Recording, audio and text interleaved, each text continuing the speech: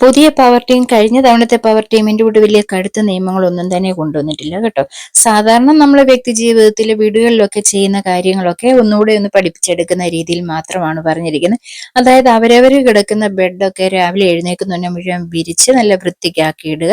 പിന്നെ അവരവരുടെ റൂം, അതായത് ടീം കൂടുതൽ വൃത്തികേടെന്ന് തോന്നിയാൽ തൂത്ത് തുടച്ച് വൃത്തിക്കിടുക.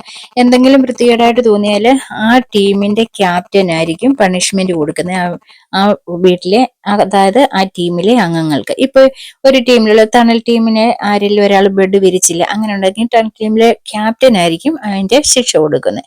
അങ്ങനെയുള്ള കാര്യങ്ങളാണ് പറഞ്ഞിരിക്കുന്നത്. അതായത് റൂമൊക്കെ അവരവർ വൃത്തിയാക്കിയിടുക എന്നുള്ളത് അത് നമ്മുടെ വീടുകളിലായാലും അത് തന്നെയാണല്ലോ. അതുപോലെ കിച്ചന്റെ കാര്യവും, കിച്ചൺ മറ്റൊരാളല്ല വന്ന് ക്ലീൻ ചെയ്യേണ്ടത്. കിച്ചണിൽ ആര് കുക്ക് ചെയ്യുന്നു അവർ തന്നെ അത്രയും ഭാഗം നല്ല രീതിയിൽ തുടച്ച് വൃത്തിയാക്കി ഇടുക കുക്ക് ചെയ്തതിന് ശേഷം. പിന്നെ സായി ടണൽ ടീമാണല്ലോ, അപ്പൊ സായിക്ക് ഒന്നും ചെയ്യണ്ട എന്നുള്ളതാണ് കൊടുത്തിരിക്കുന്നത്. ഈ ആഴ്ച സായി ഒരു പണിയും ചെയ്യാൻ പാടില്ല.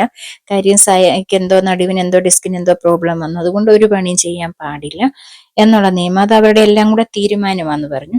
അങ്ങനെയുള്ള കാര്യങ്ങൾ, നല്ല കാര്യങ്ങൾ, അത് അവരവരുടെ വീടുകളിൽ ചെയ്യുന്ന കാര്യങ്ങൾ. അപ്പം ടണൽ ടീം ഫ്ലോർ ക്ലീനിങ് ആണ്. അവർ ആ ലിവിങ് ഏരിയയും ഡൈനിങ് ഏരിയയും മാത്രം ക്ലീൻ ചെയ്യുക എന്നുള്ളത് മാത്രമേ ഉള്ളൂ. കാര്യം 4 പേരുണ്ട് അതിനകത്ത്, എന്നിരുന്നാലും അവർ അത്രയും മാത്രം പണികൾ ചെയ്യാനേ പറഞ്ഞിട്ടുള്ളൂ. നല്ല നിയമങ്ങളാണ്. കാര്യം അവർ പഠിച്ചു പോകാൻ പറ്റിയ കാര്യങ്ങളും നിയമങ്ങളും മാത്രമാണ്. അവിടെ ഇപ്പൊ യാതൊരു പവറും ഇല്ലാത്ത ഒരു പാവം പിടിച്ച ക്യാപ്റ്റനെയാണ് കാണുന്നത്. ഇതിന് മുൻകാലങ്ങളിലൊക്കെ ക്യാപ്റ്റൻ ആയിരുന്നു അധികാരം മുഴുവൻ. ഇന്ന് ഈ ക്യാപ്റ്റന് വന്നിരിക്കുന്ന പവർ ടീം അംഗങ്ങളെ തിരഞ്ഞെടുക്കുക, മറ്റ് ടീം അംഗങ്ങളെ തിരഞ്ഞെടുക്കുക, വേറെ ഒരു ഡ്യൂട്ടിയില്ല. മുൻകാലങ്ങളിൽ പവർ ടീം ഇല്ലാഞ്ഞുകൊണ്ട് നല്ല രീതിയിൽ പോയി. ഇപ്രാവശ്യം പവർ ടീം ഉള്ളതുകൊണ്ട് ഒരു ഗുണമേ ഉള്ളൂ, സേഫ് ഗെയിം കളിക്കുന്ന ഒത്തിരി പേര് സേഫ് ആയിട്ടിരിക്കുന്നു. വെളിയിൽ പോകേണ്ടവരൊക്കെ അവിടെ തന്നെ ഇരിക്കുന്നു എന്നുള്ളത് മാത്രമേ എന്റെ നോട്ടത്തിലുള്ളൂ.